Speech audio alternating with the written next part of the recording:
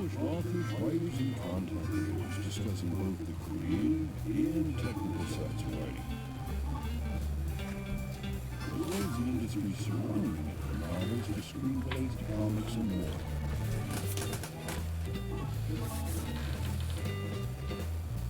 And now, here's your host, author Travis I. Sivart.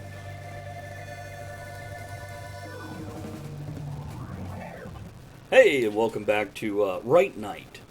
So this is Write Night. Tonight's topic is going to be about contrasting environments on the creative side, on the technical side, in our personal lives, and across the board. I do want to let everybody know who is listening to this after the fact of recording that this podcast was recorded in front of a live audience, and we will be answering their questions and commenting them and interacting with them on occasion during the show itself. So make sure you allow for that. And also don't forget you can join us at twitch.tv/Travis Tavern Talk every Saturday night at 8. Barring hell or high water, we tend to stay home for those two things. And join us and interact with us. I want to give a quick welcome to everybody who is here and watching. Thank you for hanging out during the break between this and the last broadcast, and thank you for coming back now. I am Travis Sivart. Oh, I guess I got to get a book, right? I don't have the other books. I give them to Andrea, but I'm going to talk about Silver and Smith right here. This is the first in a series that I'm working on book 2, but first I have to finish book 3 of Portals. I'm very excited about that. I had a digital picture somewhere, but I can't hold that up to the screen when I've got you guys on there. Now, let's flip this around and let you guys introduce yourself also. I don't know. Who was supposed to go second? It was Michael, right? Yeah, I think so. Hello, everyone. My name's Michael Thompson. I'm an independent author and illustrator, and I write all sorts of cool fantasy and fantasy books. Chicken Boy is my superhero book, and the one I got in front of me right now is World of the Orb. It's a sword and sorcery fantasy book about a couple of best friends who sneak away from their group on a field trip to the Museum of Natural History and discover the hidden world that the museum was desperately trying to keep secret. Great for young adults and up. If you want to check that out, I've got my website, michaelthompsonbooks.com, so you can find that and everything else related to it. Very good. And Aaron? Hi, my name is Aaron Kennedy. I'm the author of Persona Non Grata, the Ships of Valor series. I've been a technical writer for about 25 years. Currently working on the Icarus Black series. And that's about me. But, quick question for the audience out there. What are you reading right now? You don't have to answer or respond, but what are you pursuing? What's your current project? Okay. And apparently there is an echo of some sort going on. I am working on that, checking on a few things. Let me do this real quick. Well, thank you, Podemos. It's good to see you. And it's good to see Conquest Publishing with John and Tracy of Spacey Tracy.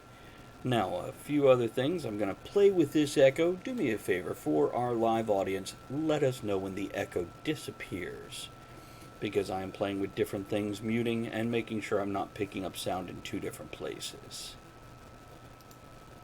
Gentlemen, I want you to try to speak for a moment. All right. Testing. Hello. Okay, well, Do I give me a sound like moment I'm to in a see if that was sneaky accurate. carve-out? I do want to talk about our other shows. Oh no, what I want to talk about is each one of our books are available on Amazon and other places, so make sure you go check us out, because we show you one book here, but most of us have other books out there. So we're going to work that out. Hold on, we're going to raise some glasses right quick to Podemos for his subscription here. Here's to you, man. Thank you, Podemos. So don't forget to check us out, each one of us, on Amazon. You can find me at Travis I. Sivart. I do use that middle initial. Michael, what name are you using on Amazon?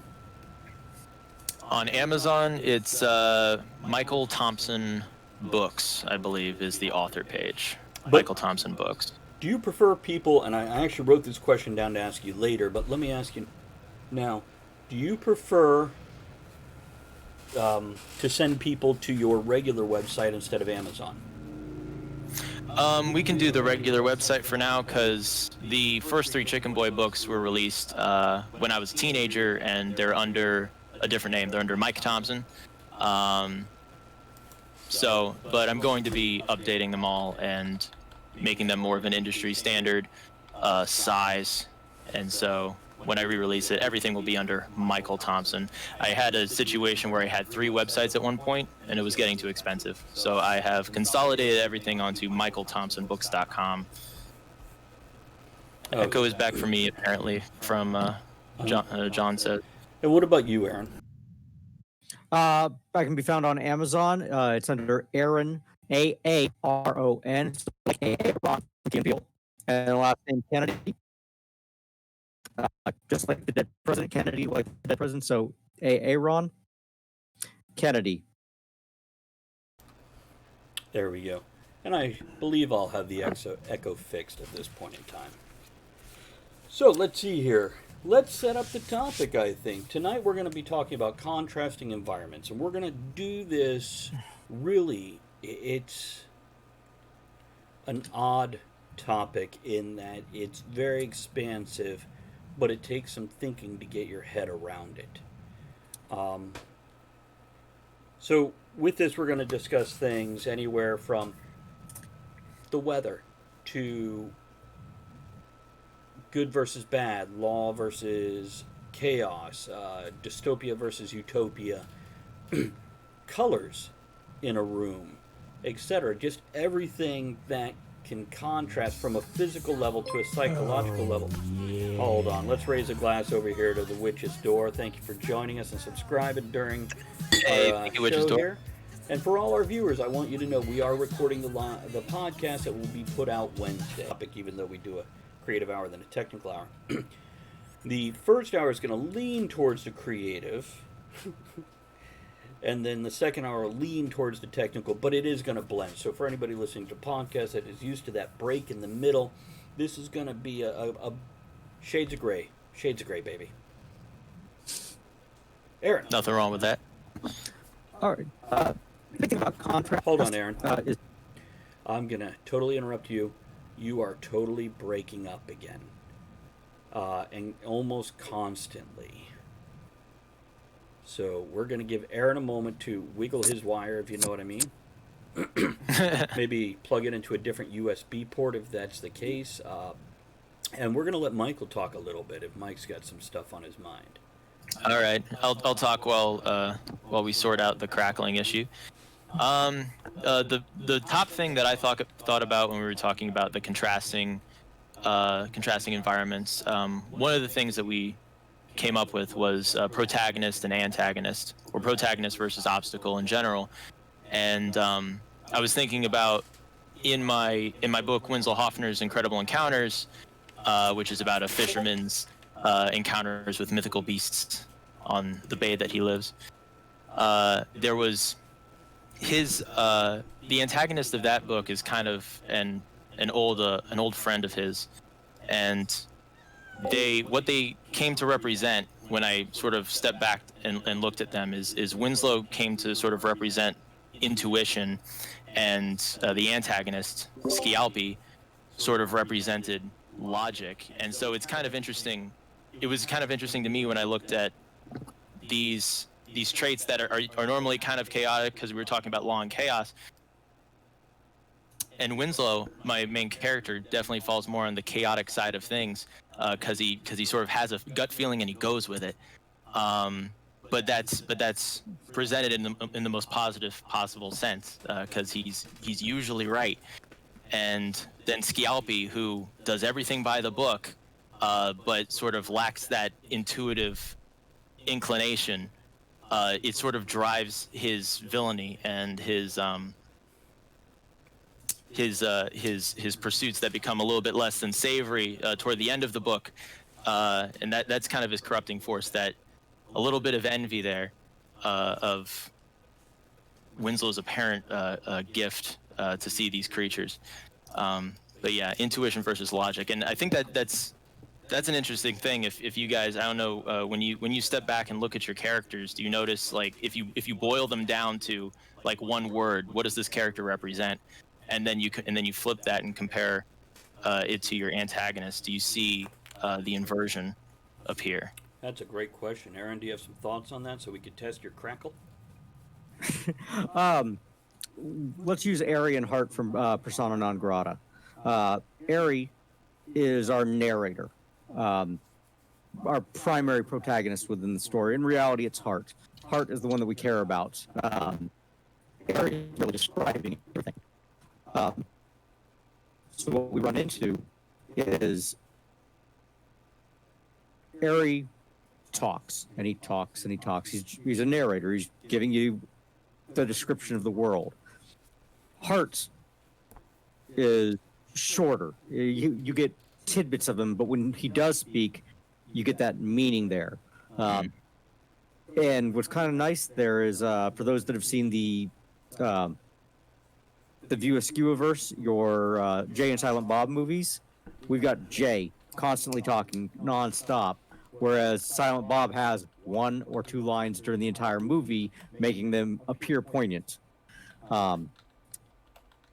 Strangely enough, I'm currently watching Phineas and Ferb, and Phineas is the same way, and then Ferb has a single line during the show. To create these similar contrasts. It's when we're going to create a contrast like that, we want them to be so far apart that they pop, like we're in a tuxedo. It's black and it's white, and then maybe you get a little splash of color. And that splash is what makes everything kind of jump out at you. Yeah, I think that's a great point. I don't think I've ever boiled down a character to one word. Perhaps a bullet point list, but never one word. And I think that's an interesting thing to do, and it makes me want to go back and do it in retrospect with my characters and see if I can, because that sounds like a great keyhole to the individual character arc. For sure. Especially if you boil it down to whatever that one word is that his drive, is that his essence, whatever it is going to tie into the arc, even if you have this character getting different arcs. I think of Tony Stark from each Iron Man movie, as well as each Avengers movie. He has a very individual arc, each one. And though they're related, they're not the same arc every time, which is something I very much appreciated about the writing of those movies. I wanted to talk a little bit about your protagonist is chaotic, but your antagonist is kind of by the book, for the rules, use law and order. And I've never found chaos to be evil. It's fucking distracting. But that doesn't mean evil. It's a matter of fact, I feel it's quite often easier to do good in a chaotic situation than the other way around, when you're boxed into the maze of law and rules. And this relates to something I was writing today. I'm working on Portals Book 3, Mystics and Monoliths, and there's a city that is, it's one of the safe havens in this fantasy apocalyptic world, because it has law and order, but it has so much that it is borderline controlling of its citizens, and it just has so many rules and laws that there's not a lot of free will there. And is that it protects everybody and keeps them safe, but at certain, well, how many times has it been said of the United States itself or any other country in the world, to gain safety, you give up freedom? And is that good or evil? Aaron? Well, back in English high school, I had a great English teacher. And one of her phrases on the board, and she only had a couple rules. But she highlighted that you could judge the sickness of a society by the number of laws it had. Mm. It's kind of like friggin' warning labels on a bottle. Hey, they wouldn't be there if somebody didn't do it. Right. Right.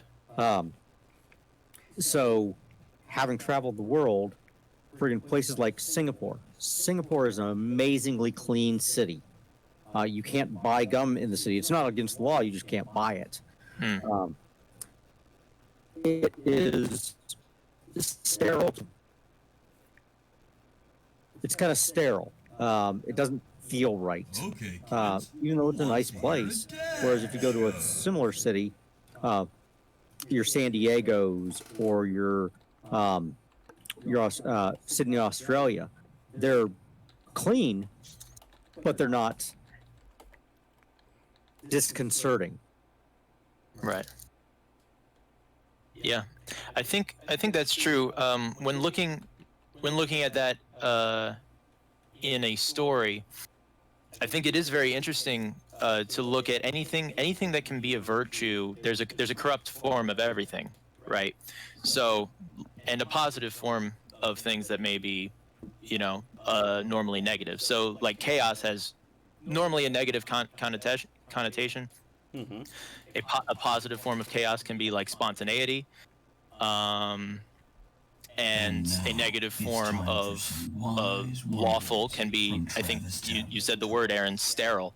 I think that's a great, it kind of creepily, devoid of like a lived-in natural feel, like stilted, So if you imagine a dial and taking a virtue and turning that dial too far one way is a great way to arrive at a weakness if you're setting up a weakness for your character. In World of the Orb, one of the main character, Marvin, one of his virtues is that he's humble, but he's incredibly humble. And you turn that dial, and a weakness that comes from that is that he doesn't think much of himself, and he feels very invisible to the world, and he doesn't.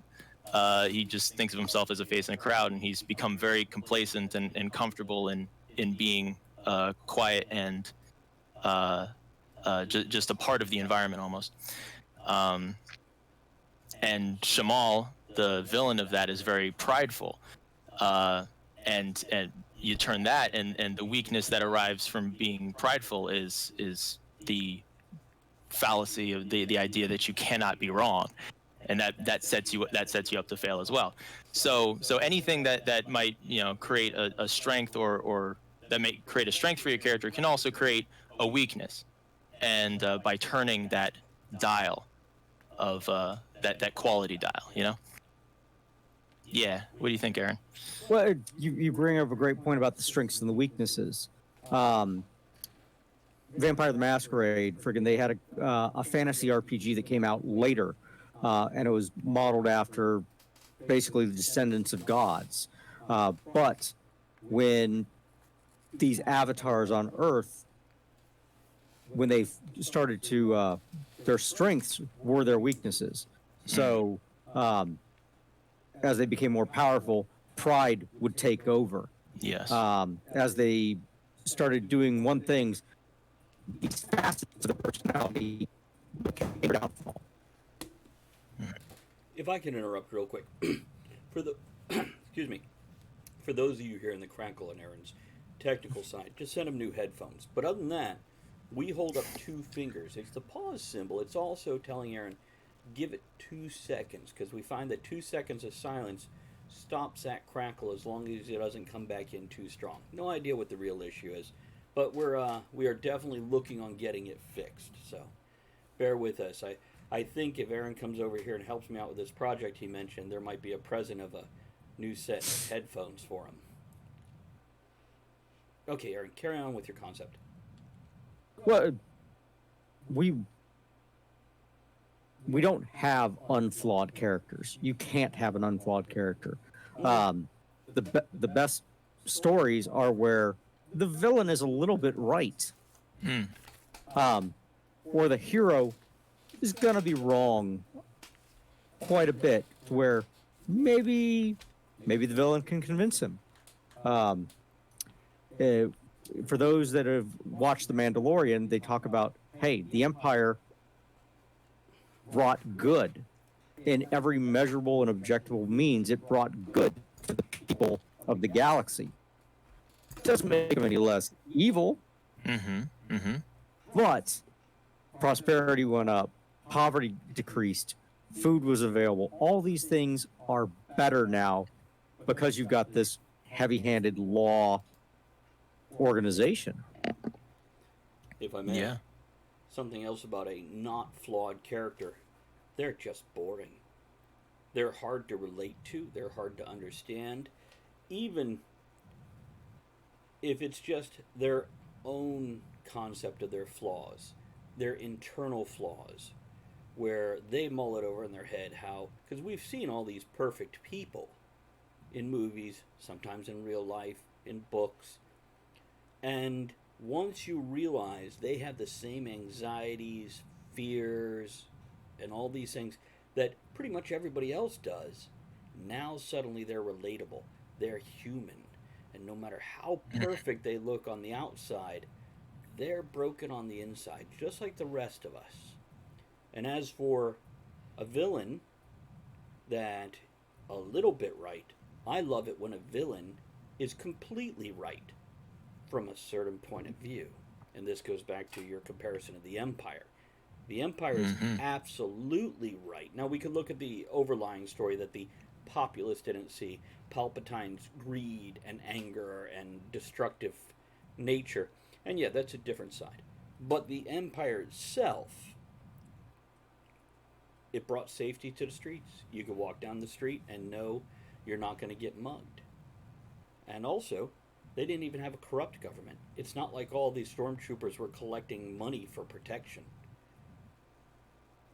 Aaron, you had a thought? No. Yeah. Well, going back to that English teacher I had mentioned, she had made a comment about one of our things was, hey, heroes. And she gave us an assignment about a hero.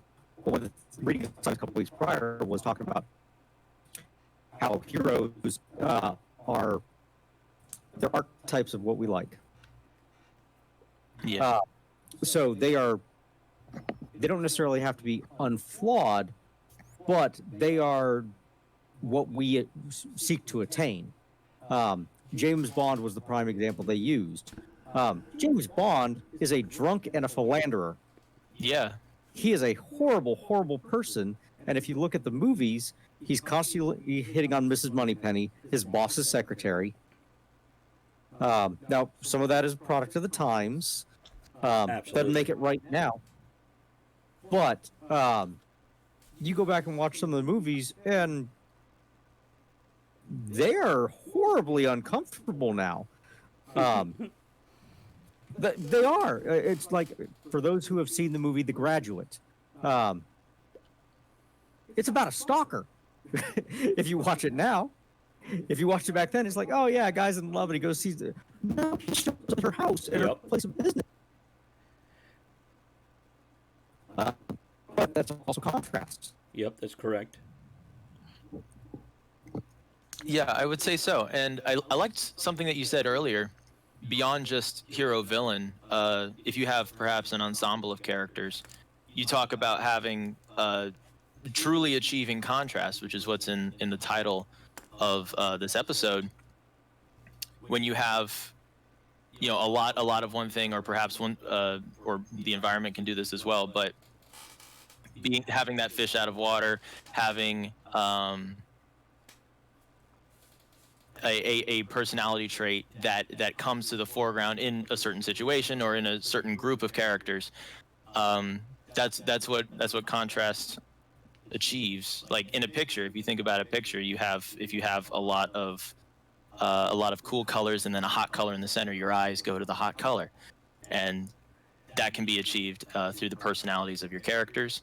It can be achieved through dialogue as well. Having your character speak a certain way can achieve that. What do you think, Travis? Sherlock Holmes, two very capable characters, but because of the vast differences between them, and it's funny because there's contrast within the character themselves. If you just look at Sherlock Holmes, here's this master of logic and deduction, but he's actually very chaotic and very impulsive. Yep. He is Also high on cocaine. as well as other things. But actually, I've read all the originals. It wasn't as bad as like people like to pull out and say it was, but it was there. But then again, that was no different from having a drink during that era. It wasn't, I don't know, the pure form we have now that does what it does. I'm not saying it was good for you. But yeah, the movies and the discussions tend to ramp things up to make it more drastic than it was in the books. But yeah, the two characters were definitely capable on their own, and when you come together, the contrast between them created this balance. And everybody looks at Sherlock Holmes saying, "Oh, he's got it down. He's very logical and he's very precise." But he was actually also very emotional, and John Watson was his balance to that helped him not go too far. Give me 1 second, Aaron. I'll pass it to you. I'm watching the Boys TV series now, and I don't know if any of you have ever seen Oh, how it. is it? Everyone's trying to get me to watch it. I It's very enjoyed good. season 1. Season 2 has a very slow open through the first 6 things. Perhaps they're doing a slower build, so it's a bigger payoff. I'll tell you because they're releasing one per thing. But the two, what I would call the two primary characters, Huey and Billy Butcher, have a similar thing where Huey, who's the greenhorn, the new person on the scene, who doesn't, this is a new world for him that he's being introduced to, he's also that restraint. In the show, they call him the canary. They don't call the character the canary. They say he is Billy Butcher's canary. And you got to keep that canary alive to stay alive. Because if that canary dies, it means you're about to die. Okay. And I love that comparison because here's this nervous little wreck with this super confident badass, but the badass needs that fragility to hold on to so many things, if not to self-control, than is humanity itself. Aaron? Going back to your John Watson and your Sherlock Holmes, John Watson's a chronicler. He's the one telling us the story. He's our narrator, much like Ari was the narrator. Persona non grata. But the cool part about that is he's not 100% reliable. So it creates some of these contrasts because we don't, going back and reading through some of these things, we're not getting all of the clues, but we're getting enough of them. We're getting the ones that he thinks are important. But he's also showing Holmes in a specific light, not necessarily a good one or a bad one, depending on the time of things. When Holmes is an insufferable ass, we get that. When he's going into school mode or school teacher mode, we get that as well. Holmes, or excuse me, Watson. 1 second. Okay, go. Okay. Watson really doesn't try to describe himself in the books other than kind of as a foil. He makes himself appear dumber than he is. But we tend to forget that he was a medical doctor, so he was smart. And a war hero. And absolutely. So he was smart, and he's downplaying his own intelligence to create a bigger depth of contrast when we're dealing with Holmes. Which, by the way, I'm going to go look this up real quick. If I'm not mistaken, on audiobook, on Audible, not sponsored by them, but we should be soon. I believe I picked up the complete Sherlock Holmes collection, narrated by Stephen Fry. Oh, nice. I think. Very cool. I'm going to go check that real quick, make sure I'm not full of hooey there. Okay. By the way, a quick note here, Michael. When we make Aaron pause, try to say something in that pause for two reasons. One, so the audience hears voices, doesn't wonder why Aaron is taking a breath at this moment. Two, I think that might reset his gurgle, but I'm not sure Okay. yet. All right. So, sorry to do that on air for everyone, but working through the technical No, it's real true. life. It's good to figure out. You said something interesting about characters having other characters around, like as a subconscious need because maybe they represent something they lack, and I think that's really cool. And I'm thinking about where that might occur in our own books. Well, In World of the Orb. I'm sorry. Go on. Oh, okay. In World of the Orb, the villain has this little sort of Igor type character, Gumball. Good name. He's this little yeah, he's a goblin, and he keeps him around because and I remember I had thought about this, like, because Shamal is so detached and alone and in his mind. He's kind of a plotting villain, and I believe he keeps Gumball around because he represents the ability to be expressive and emotive, which is something that he's lost. He's become a very robotic, um, uh, inhuman character, and so he's keeping Gumball around because of that expressive ability subconsciously. And in the sequel, there's a couple more characters that represent sort of a trinity of things that he's lost when he sort of gave up his humanity. Um, and they'll be introduced in the next book, which will be out in 2022. And I think that's really cool. A cool way to dive into a character more deeply is to see who they surround themselves with, and think to yourself, why do they have that? Why did they gravitate toward them subconsciously? Do you guys do that in your books as well? Do you notice that trend? Yeah, Aaron. Something that came immediately to mind was Yeah. Penn and Teller. Penn, the talking one. Oh, yeah. He mentions Yeah, that's that any skill that both of them have, whoever was better at it, theirs got better while the other one atrophied because he didn't have to use it. Interesting. Right, and it's one of those. I've been married for 20 some odd years. There are certain things I just don't do around the house. It's not that I'm not capable of it. It's just my wife's better, more efficient at doing it, and she can do it in a third of the time than it would take me, and vice versa. We sway and we contrast and we complement each other in that way. But Pendleton talks about I'm not really a magician. Okay.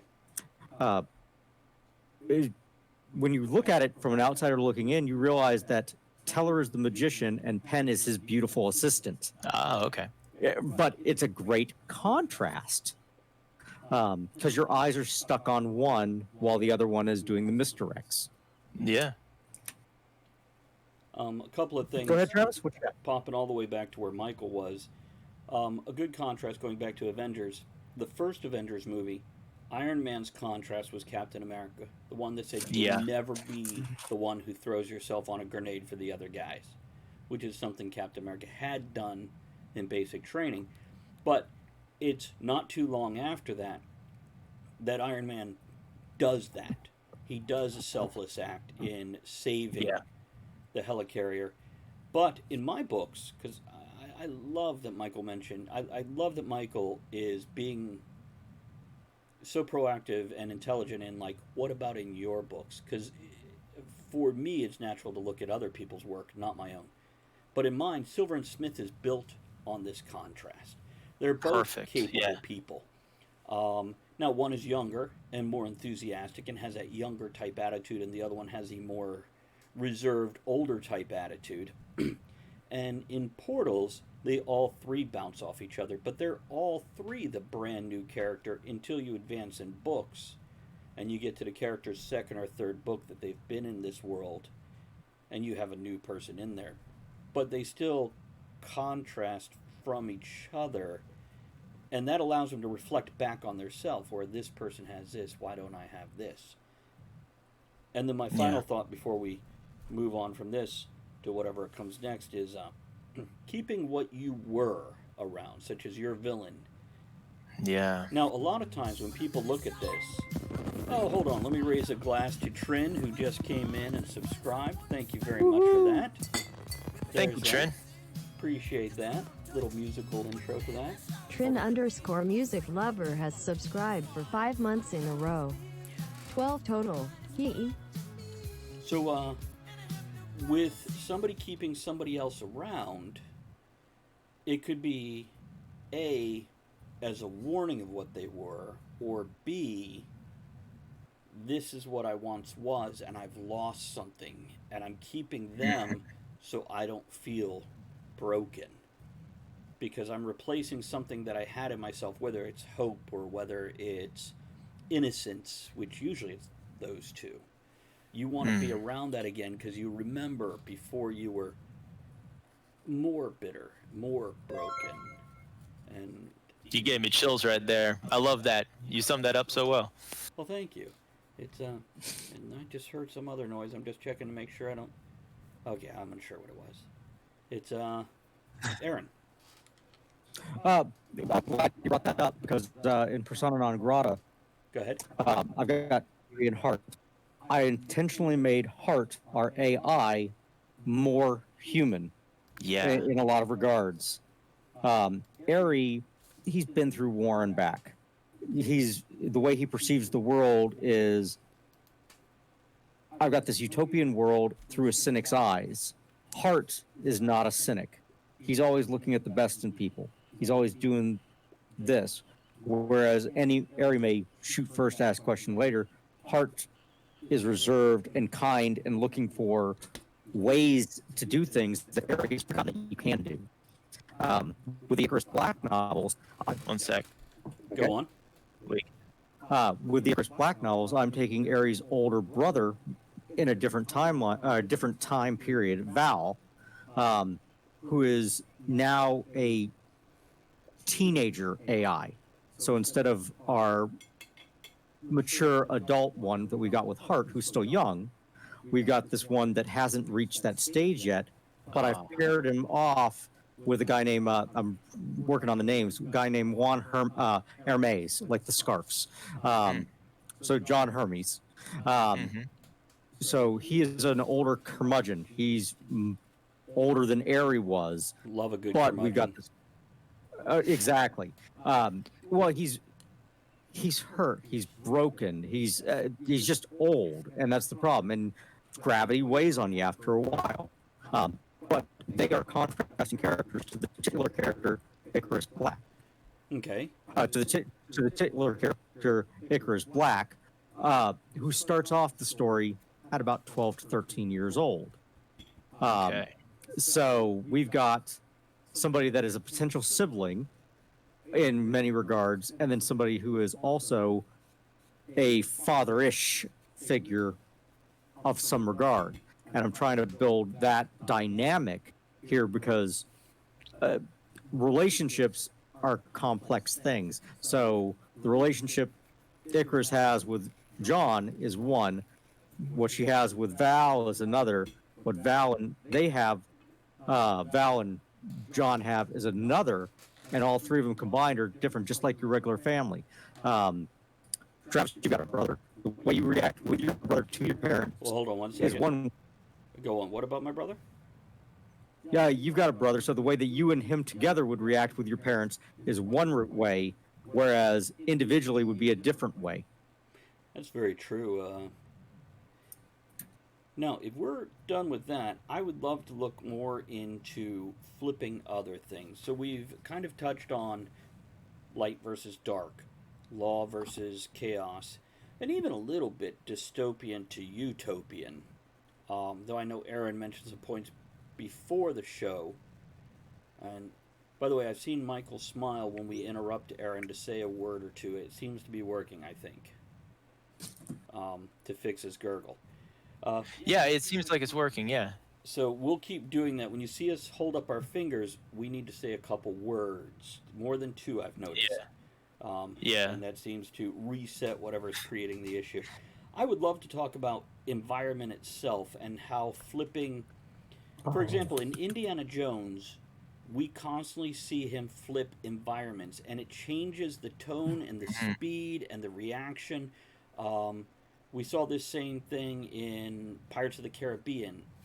We saw this same thing in a lot of places. And it might be just going from a desert to a city, or a city to snow. And it changes everything. And I think we can also wrap this in, and then I'll pass it to you, Aaron, and I'm going to step away to refill my drinks. City versus urban versus rural versus wild.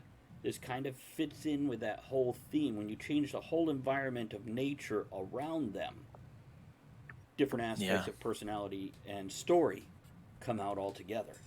Aaron, what do you got? Let's go back to Star Wars. Star Wars, actually, George Lucas in general does this great. In Star Wars, our opening scene is on a space cruiser and it's a battle. And then it shifts to Tatooine, the desert planet, and you've got this gritty, grimy world where everything else is kind of happening. Then we flip back on its end, and we go back to the friggin' the Death Star. The Death Star is clean.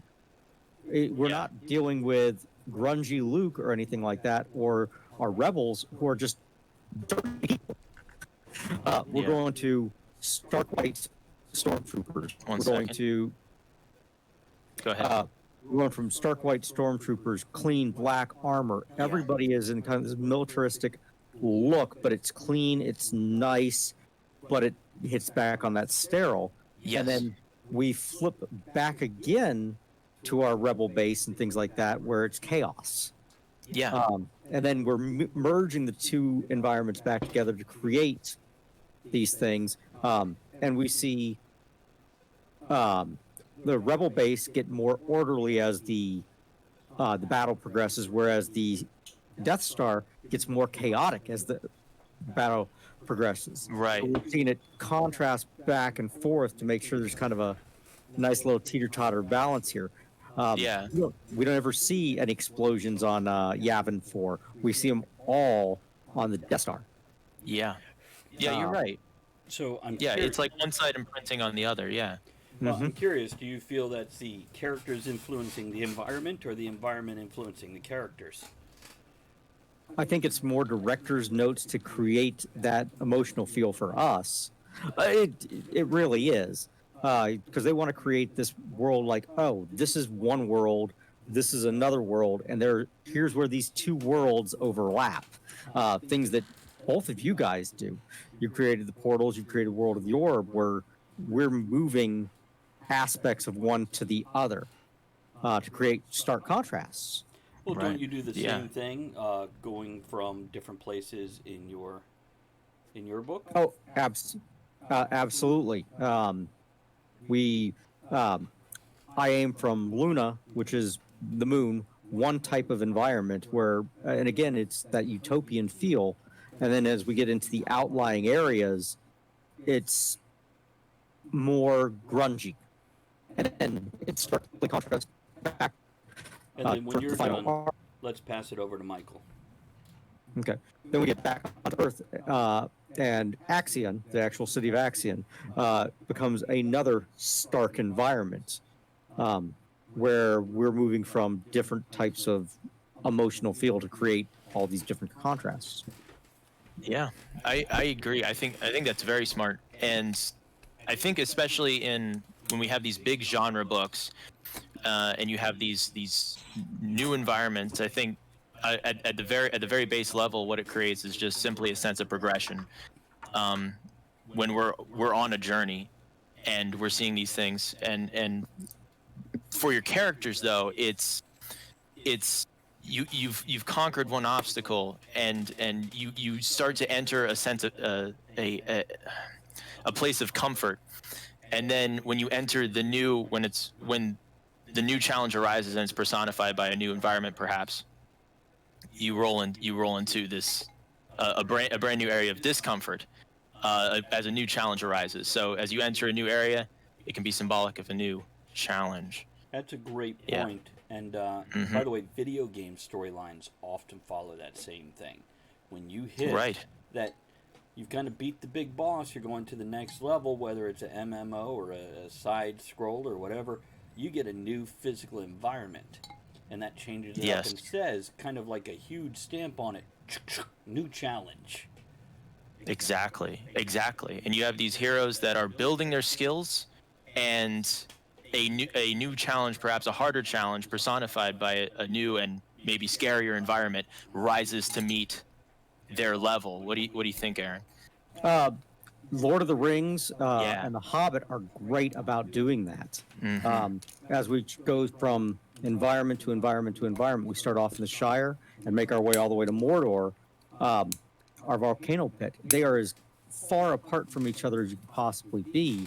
Yeah. But we see them go from the Shire into just a road where they meet the ring race to begin with, and it creates that contrast. And then Yes, we start definitely. getting into the mountains, the elves, the political ramifications that we see there. We go back into the all manner of craziness, but every time the environment changes, the type of emotional conflict that exists changes with it. Yeah, and I think and it may we may have those dips in the roller coaster, so to speak, when you have like a moment of reflection, even where character development continues to happen and roll, um, even though it's quieter, and they have that period for reflection. I think that reflective time is where character development naturally happens. You have to Yeah, stop the action. You've had the catalyst. Now you have time for your characters to reflect on it and how it's changing them, how it's moving them. And by the way, I also want to add in right here. I love these conversations because hmm we review something that I know well, but now I have a new way of looking at it, and I feel like I'm learning something, and I can look back at my oh, own definitely. writing and hone it even more and make it better. Yeah, Aaron? Yeah. Well, one of the reasons I like things like movies and whatnot is because there's different interpretations. When you read the Harry Potter books, it's reading one interpretation. When you watch, whereas Hold on. What did you say about Harry Potter? when you read the books, it's one interpretation. When you watch the movies, it's a different interpretation. They are both good in their own right. hmm Um, Now you can say, "Oh, this one's better, this one, whatever," but they're different interpretations. Whereas if you play the video games, it's a third interpretation of how these things can happen. Um, um, One of the big things that you run into with that is like the big franchise movies. You get a different director that comes in with the same writers and things like that, and you get these new ways of seeing things. Um, Honestly, if you ever go back and watch the old Police Academy movies, it changes tones. You still get this slapstick funny thing. It Yep. changes what? Uh, it changes kind of tones. Mm-hmm. Yeah. You get the very first one is kind of a raunchy cop flick, and then it goes into more slapstick, and then it progresses into there until it's just straight up comedy towards number 7 or 8 or 9 at the very end. It sounds like this contrast also could, and perhaps the contrast not just in environment or character or thought process, but also contrast in just the story arc.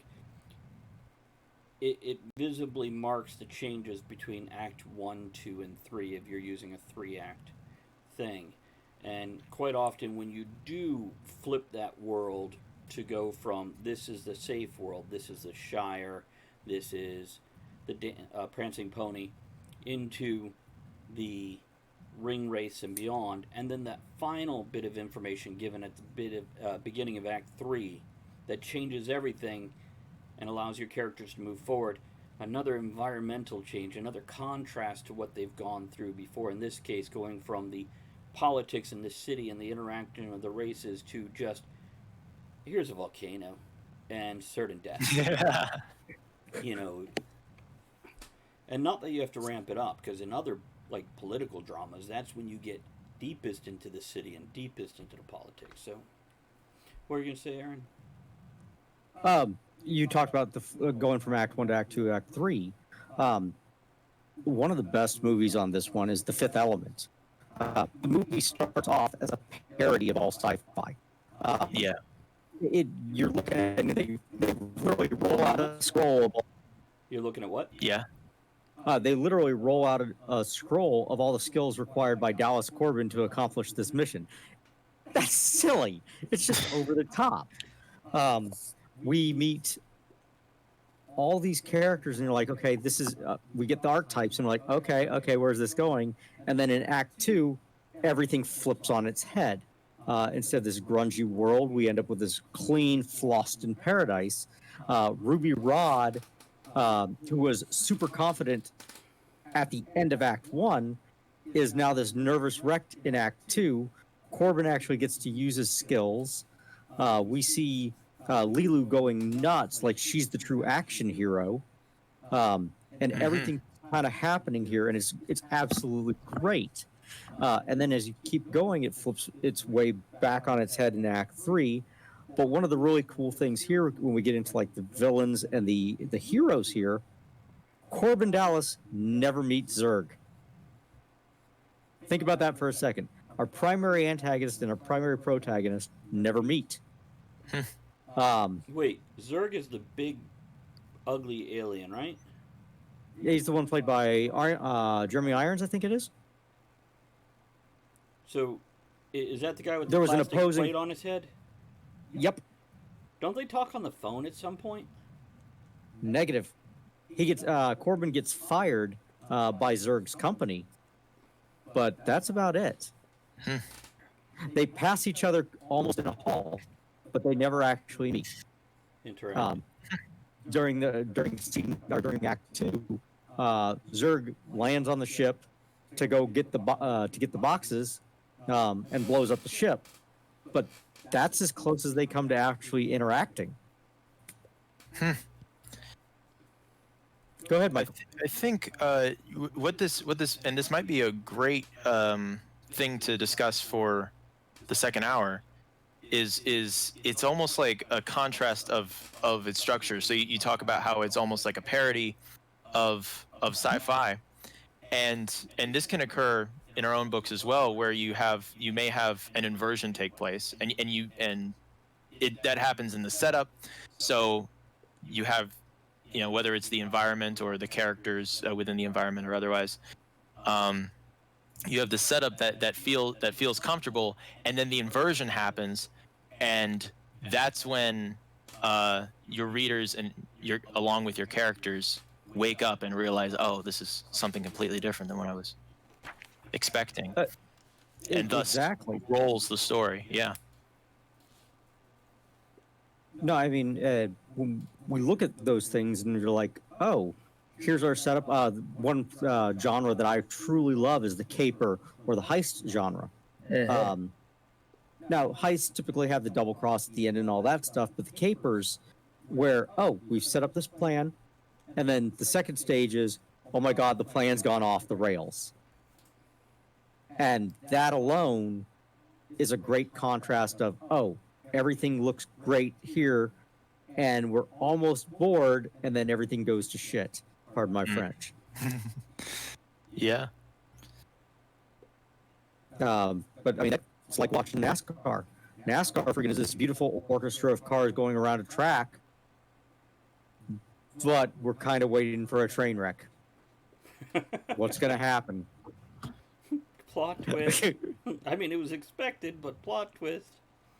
Right. When? How? Who? Oh my God. What are your guys' favorite inversions in your own works?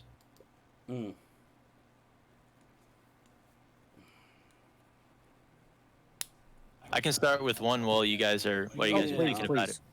Because it got me thinking about in Winslow Hoffner's Incredible Encounters, our main character is a fisherman, and he starts out, when you're introduced to him, he's very grizzled. He talks in almost pirate talk, and you can tell he's seen a lot of stuff. And so John, the main character, and the reader too, I think, suspects that their mind fills in all the spaces of what like a standard like a salty fisherman might be. But you find he doesn't drink. He's addicted to root beer. He doesn't smoke. He goes outside on his balcony, and John assumes he's taking a smoke break, and he blows on a whistle a few times, and then comes back inside, and the reason he does that becomes clear later. And he never curses. He has all these like funny replacement words for curses. And I think a major theme of the book is inversion and redirection, which is pointed out specifically by another character who almost embodies redirection herself, Millie Matterhorn in Chapter 3. She's got this little roadside shack filled with these like Fiji mermaid type taxidermied monstrosities. And so you're out here, John's looking for a new story for the paper, and he comes in and he thinks this is a dead end, but then she introduces him to the back room, which contains a few things that are a little bit more authentic. And this is where I really do like to hide some cool symbolism. The street names, the place where her shack is located is on the intersection of Barnum and Shaw, and Barnum and Bailey for like the Fiji mermaid, and then Shaw is the scientist who discovered the platypus, which we have a taxidermy top hat wearing cane twirling platypus gesturing to the back room. So we have this thing that was fake that everyone thought was real, and then this thing that was real that everyone thought was fake. And at the intersection is where we meet our character, Millie. That's really well done, by the way, and I think Aaron's wife would very much appreciate that Easter egg right there. Yeah, it's a fun Easter egg. I love hiding little symbolic names. But yeah, what do you guys think in terms of setups and redirections, perhaps, or in terms of maybe just symbolism in general in your guys' stuff, or maybe your favorite things in stuff that you've encountered? I think I'm going to have to go with somebody else's works because I'm busy mulling over mine. I don't know if I have. I definitely have. It's probably in there. Huh? It's definitely in there, but it might be hard to like reflect, it might not be something I consciously did. I know I have like branching off, taking a right turn, but a complete flip-flop inversion, I guess maybe in Journal of a Stranger Volume 2, some of the information coming through towards Act 3. Okay. Because his big flip-flop, even in Act 1, he's in his own world, but there's something really weird going on. There's dinosaurs in Oklahoma City, and he's 15 years in the past somehow. And that happens pretty much page 2. So there's not a big build-up. It's just like right into it. And I'm staring up at the books here. Sometimes with the reveals, the information is opposite of what they expected. But yeah, without taking a while to mull it over and kind of dissect my own work, I'm not seeing anything. What about you, Aaron? I have some technical writing that was also published and things like that. Say that again? I have some technical publishing that was out there, specifically in the Army Journal and the NCO Times. When I lead into it, and the title of it is "Physical Fitness Overvalued in the Army." Writing partner did this one. For the first 2 paragraphs, it's a lead-in and it's almost straight technical writing. It comes in hard, and then as soon as you get in there, we flip it to an emotive piece, where I use the phrase, we get into the hard numbers at the very beginning, and then I start hitting them with emotional responses, where I go, oh, look, we're going to use check the box, look, appearance. But at one point, I actually refer to this physical fitness program that we have as an unregulated breeding experiment, which is just designed to cause anger, which is not something that you typically do in technical writing. We got this, here are the facts, here's this, and then start hitting it with this, and this to make the reader angry at the system. Sounds like a TED Talk. They have similar build-ups. Yeah. Go on. So that's kind of, I've done that here, and I've done it with another piece regarding sleep being undervalued, where I talk about sleep is just as dangerous as drinking. Sleep is what? Or lack of sleep is just as dangerous as drinking. But for some reason, we talk about. For some reason, we see, I go only 3 hours of sleep as a virtue. Whereas you're legally drunk, or you may as well be inebriated. And I hit again that your technical arc, your freaking emotional arc, and then your resolution, which is a combination of the two.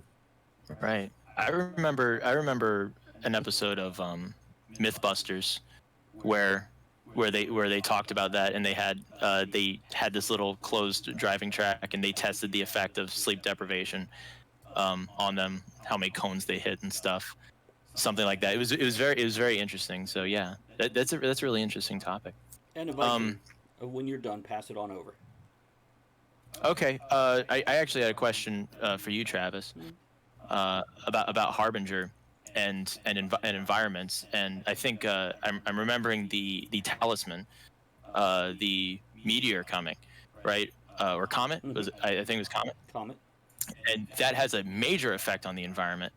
And since we're rolling over into the technical stuff, how do you feel about something like that as like a plot device? I think it's, personally, I think that's amazing. Is something to really grasp, something very physical and very clear and to understand for the reader. And oh boy, is it scary. That was put in there for a few reasons. Um, it's the easiest way to bring people together is give them a common enemy. But here's and that comet and the effect it's having on the world, whether it's superstition or science, it's definitely an effect it's having. And but it's unreachable. It's like saying, the president or the leader of the CIA, or the shadow person that nobody knows who it is that runs this. How do you get to them? How do you solve this conflict when you can't even reach it? So that's definitely a driving force through the story. We'll have to see how that turns out, because I don't necessarily have the full story plotted out. But my end goal is to have the protagonist somehow remove the threat of that comet that is creating these effects on the world, at least in theory, Wow. if not in actual science. And yeah, we're going to shift it over here to our second hour now. So we're going to look at the technical side of contrasting environments. And this is where we're going to lean more into possibly our personal contrasting environments, where we could talk about our writing process, and also probably touch on some of the stuff we already did touch on. I would also like to talk about environment as a character. Now, one thing I can lead this with is people say the Millennium Falcon is a character in the book, but it's also an environment. In American Gods, Neil Gaiman points out North America, or the United States in specific, is a character in the book. It definitely helps set the tone and the mood, and create part of the story. And it couldn't be the same story anywhere else. Yeah. I think that's totally true. You watch a lot of shows and you read a lot of books where the character, if it weren't for the environment that they were in, um, they might be a villain if it weren't for like the mean environment that they're in. You know what I mean? It's you see these characters interacting in this environment. Thank you, Tracy. And Love your bits. and they're so dark, but maybe there's just enough light in them to where if the environment is that much darker, you think, Han wow, Solo. it's incredible. Yeah, Han Solo, or like in your book Harbinger, like that's a very dark and scary world. I mean, especially when the talisman is coming, and there's a lot of characters with gray morality and stuff. But I think that's why, when I read it, I thought Sight was so amazing. Someone just so steeped in darkness, but so reaching for light, I think is a real quick way to get someone to latch on to them from a technical perspective. That's interesting, because Sight, I saw him as the innocent, the one who's being introduced to this world quite suddenly. And I saw Rajan the Plague, the slave master, as the darker one who's done demon summoning and stuff. Or the pirate captain, Dawn. She Yes. has a darker side. Grudo had a darker side, where she's from the streets and She's used to working the shady side of things. And even Yeah. our priest, Cyril, Cyrus? Cyril. Sorry, there's twins, and it's been a Yeah, while they are since I've twins. worked Yeah. on the project. Um, he comes from a background of betrayal, and the church is this bastion of hope and order collapsing by being corrupted from within. So he's got this darker side and a shadowy figure that literally, pun intended, follows him through the whole book and influences the outcome of the whole storyline. And by the way, Mm-hmm. that will come back much stronger in the next book as that shadowy Cool. figure takes the foreground instead of the shadows. And then the light will Yeah. become the shadow, and the shadow will become the light. There's an inversion coming up. Mm-hmm. Perfect. And everything you just listed is a great example of how uh, the environment has influenced the character, and from a technical point of view, and the fact that you know that is very important and very strong. Um, as the author of the work, that all these things are filtered through them and their unique personality, and then it comes out as what you get on the page. So that's beautiful.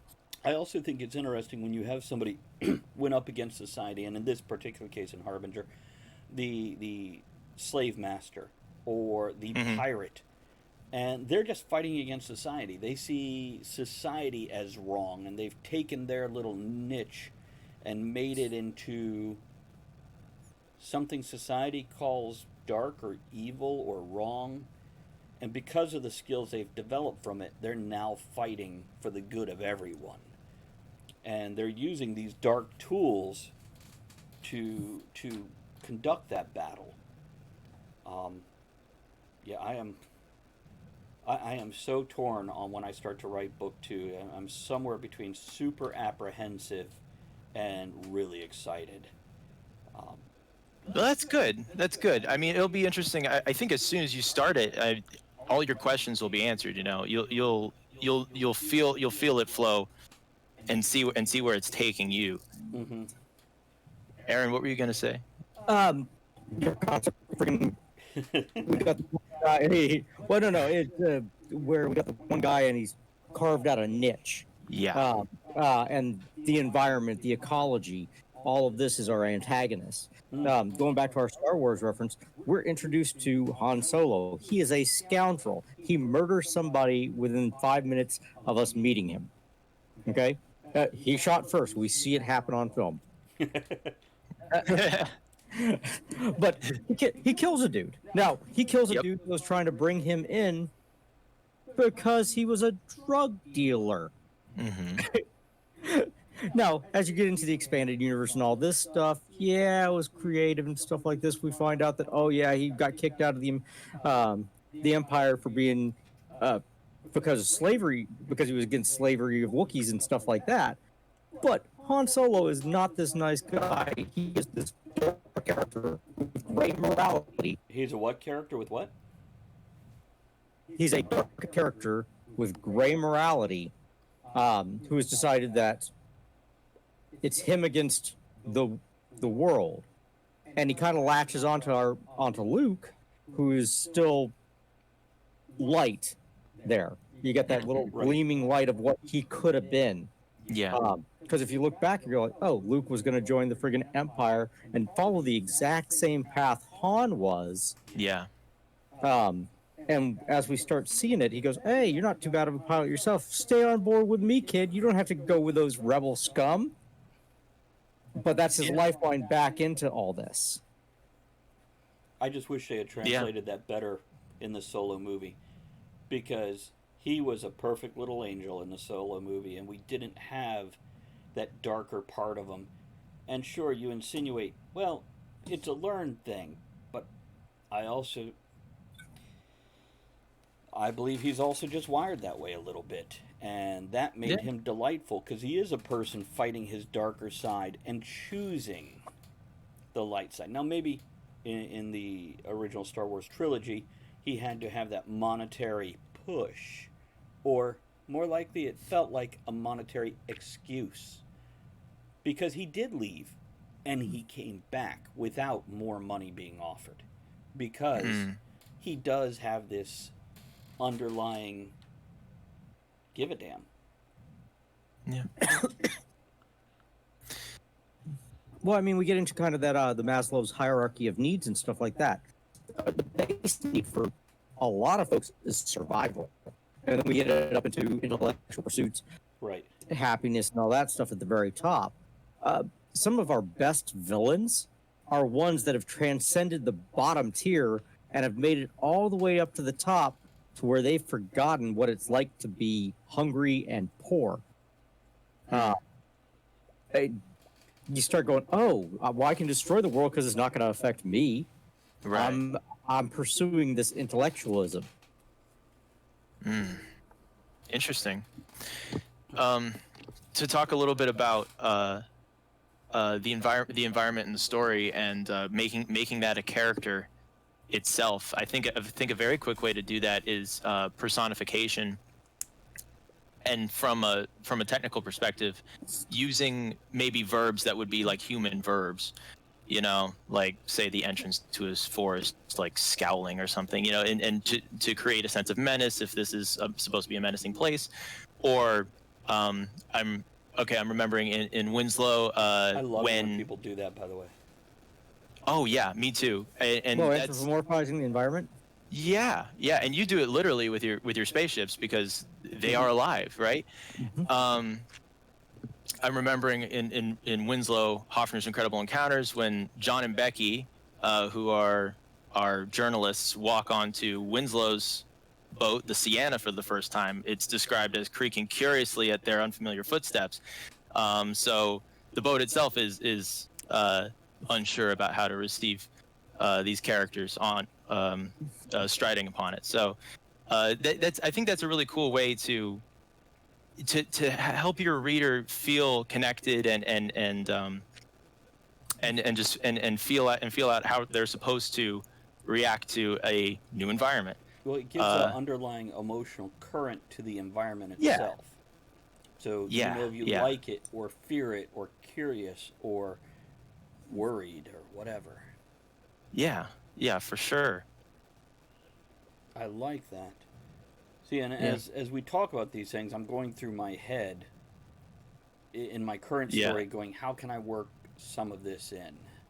Yeah, mentally flipping pages and going back or going forward in time, and that was something I remember just loving that. And it's a very quick way to make an environment or a vehicle like the Millennium Falcon or anything a character.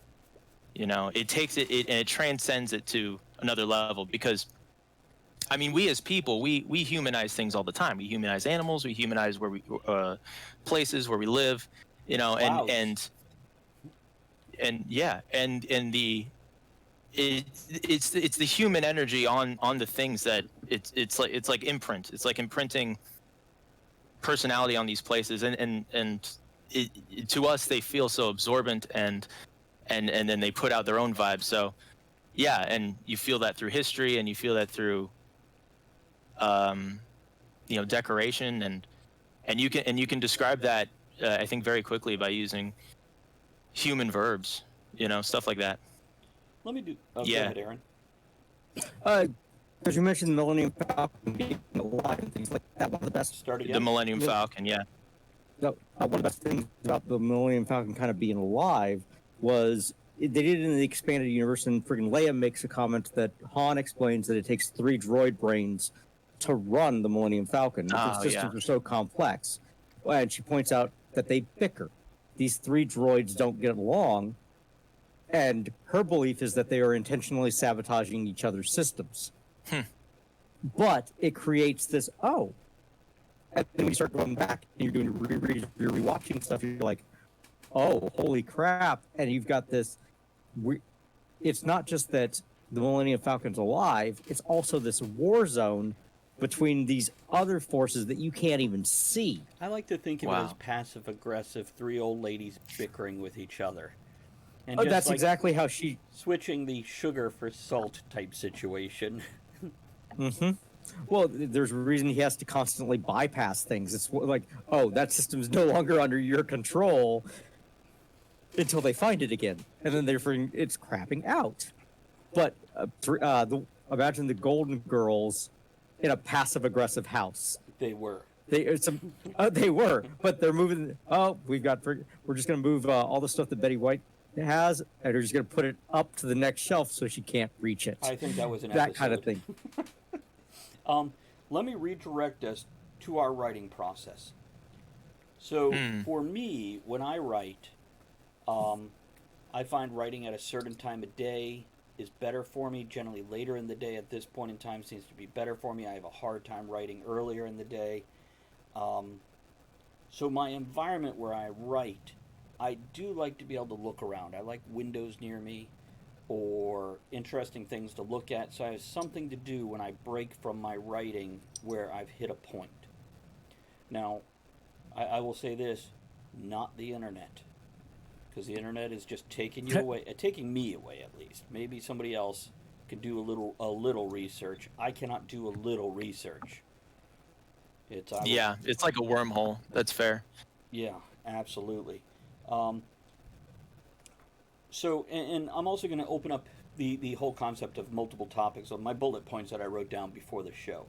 So, with real world research, where do we go to find out things? So, besides just Googling something, where do you go? Because you can't Google a mood as well as you can experience it. There are certain things you don't write well till you've had certain events in your life. But even if you had those events, there are places that will help trigger the thought process, the imagination process better than sitting at your desk. Let's talk about that, and let's talk about how you set up your writing environment, your family around you, or your pets, or your... Like, I stream my writing, and I have now become very comfortable with that. So what about you guys? First of all, what's your writing environment look like when you're just writing? Music? What are your sounds, smells? Go through your senses, go through your whole environment. Go ahead, Michael. Oh, all right. Well, you're looking at my writing environment right now. This is where I spend the most of my time. This is my office, and my environment is just very quiet. When I'm writing, I like complete silence because it's like, you know, it's a deep immersive dive into the mind, and you know, I want to hear and see and taste and smell everything, and so it is very quiet.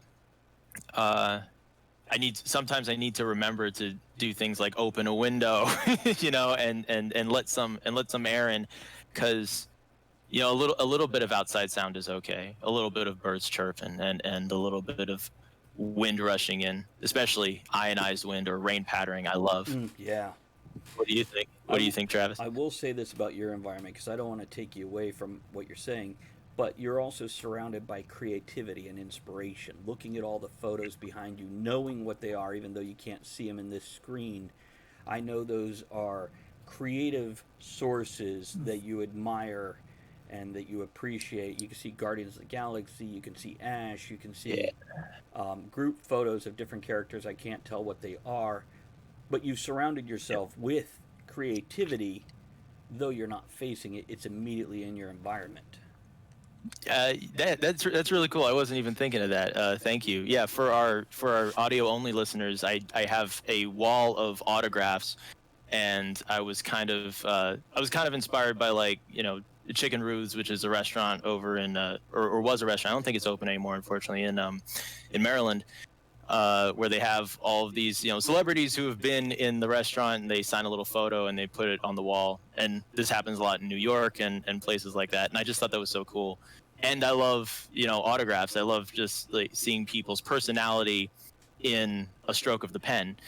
And yeah, I do like collaging my wall with this creative energy and stuff. One cool fact is, I don't know if you can see, there's one rather large black and white photo rather, just next to my Iron Man poster, and that is my great grandfather, Lauren Schoonover, and I got that photo from my grandmother's house, and she had a bunch of photos that was taken for a magazine because he was also an author.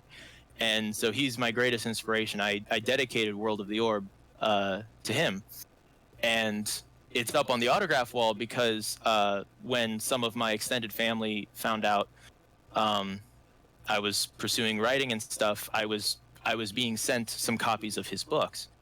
And one of the books I opened up just as I started to, collect and display these autographs. One of the books I opened up, and out from the pages tumbled a card that said, "With compliments from the author, Larry," and it was his handwriting. And so I have my great grandfather, who I never met. I have his signature up there as well, kind of in the center of this big collage. So that was a really magical moment. That's very cool. What about you, Aaron? What's your environment like? I do it scene by scene. Mm-hmm. So what I'll do is I'll try to find a movie. What? I'll try to find like a movie or something that's got the right emotional hit for that scene, and I'll watch that. If I'm looking for something heavy comedy or whatnot, do you watch it while you're writing? Background noise. Most of the ones I'm very familiar with, so they turn into background noise, but they put me in that environment, right?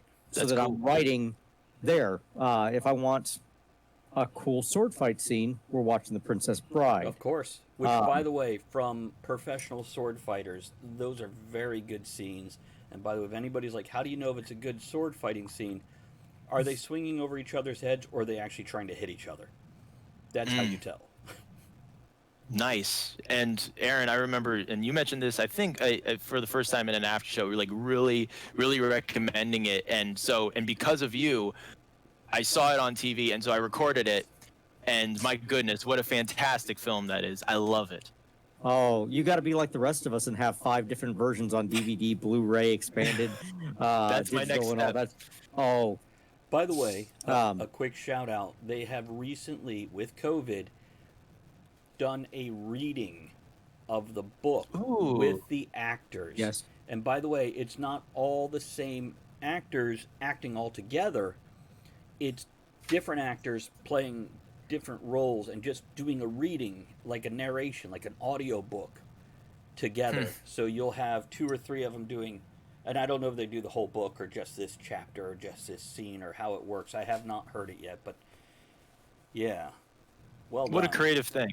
What a great way, because they talked about doing a remake of it, and I'm like, everybody was like, don't touch, you're good. But I'm okay with.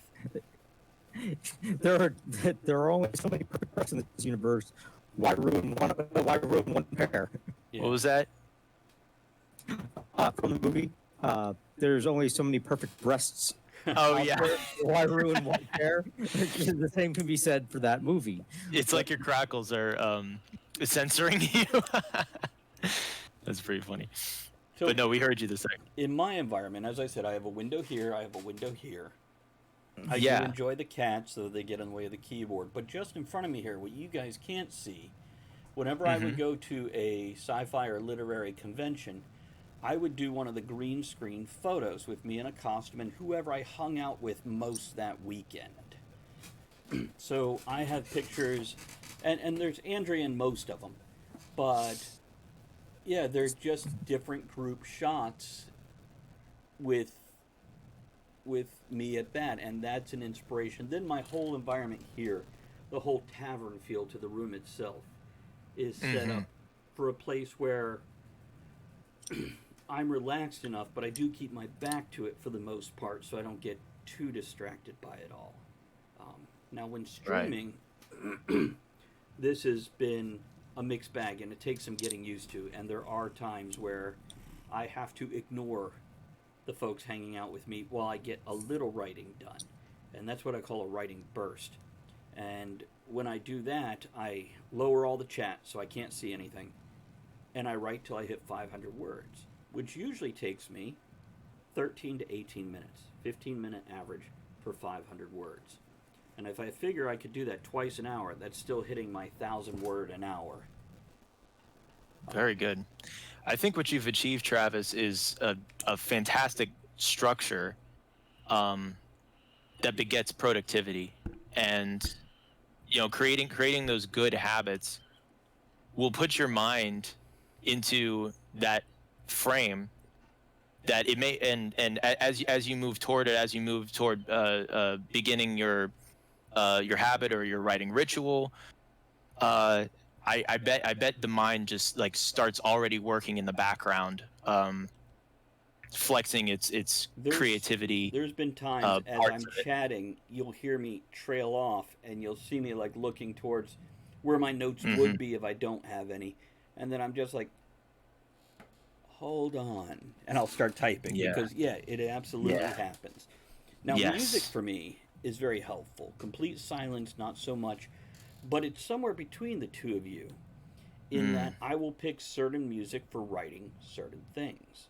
When I write straight up medieval fantasy, when I write Downfall Yes. in that series, I want um, Terminator 2 soundtrack, Conan soundtrack, not so much Lord of the Rings and Harry Potter because they're all very too little too wispy, not enough punch to them.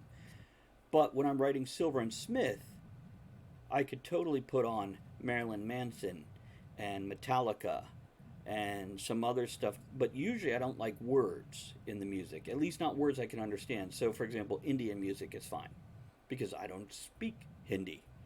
Um, Even salsa music is okay because it's got a good beat, it's got a good punch, but I can't understand what they're saying.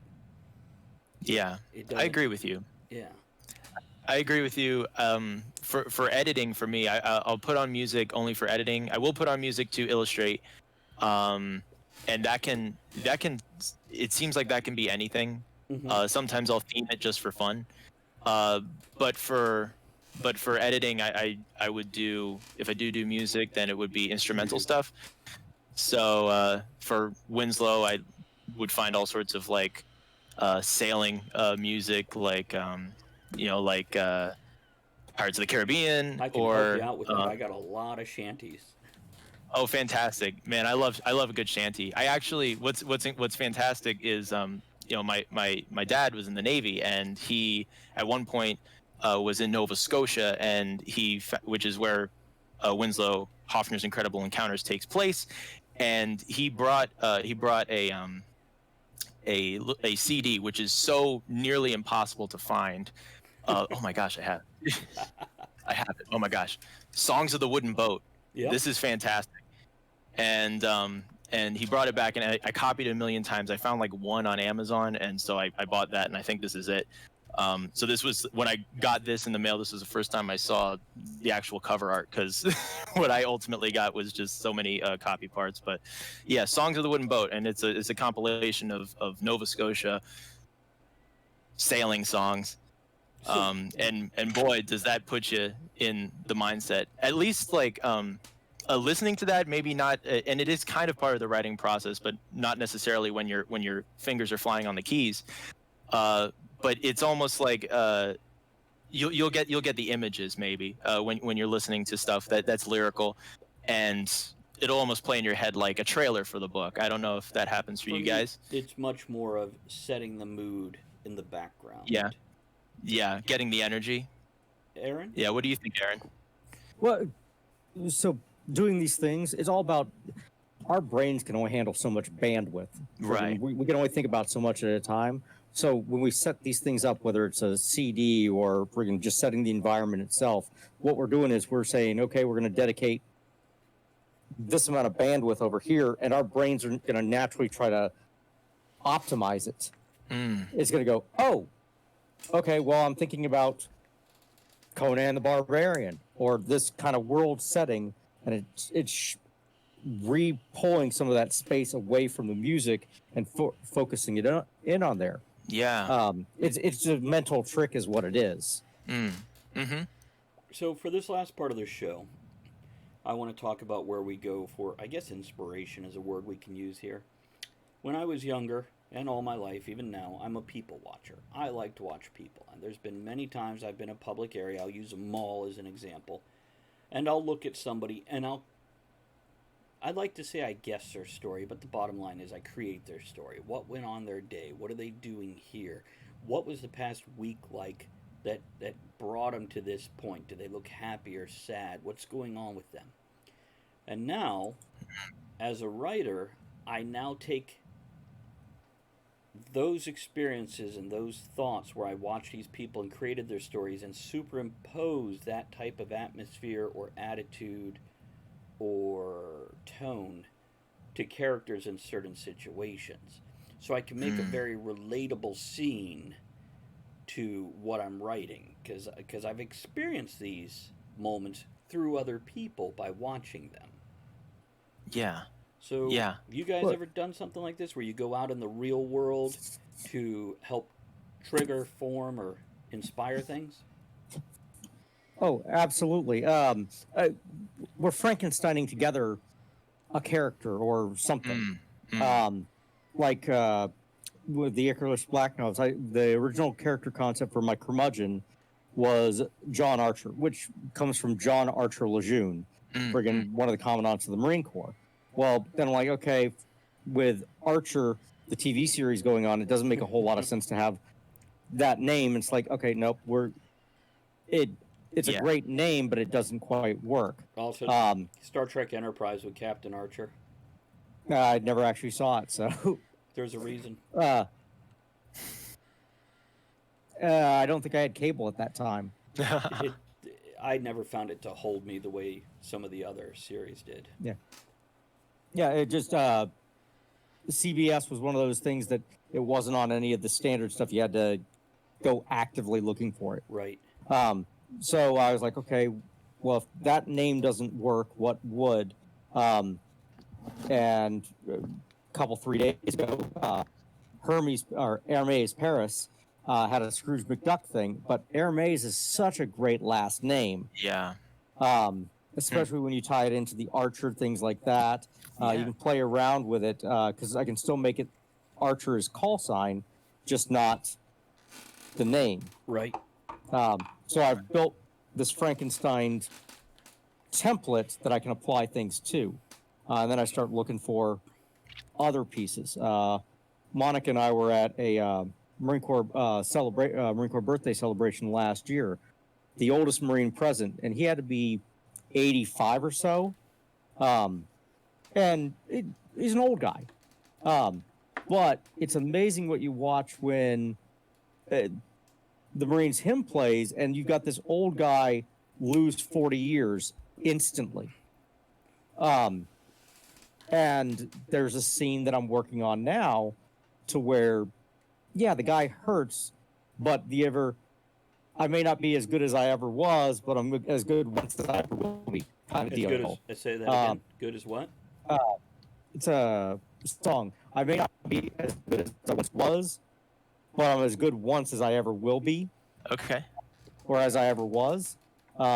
So I've got this scene where he's basically playing the doddering old man in a lot of regards because he looks ancient. So I've created that in there on top of that template, which leads back to the curmudgeon pieces in there because it's like, okay, well, I wanted to contrast with a much younger version of Heart because they're similar things, but I didn't want Heart's mature. I wanted my other ship, Val, to be younger, to be impulsive, to be something else.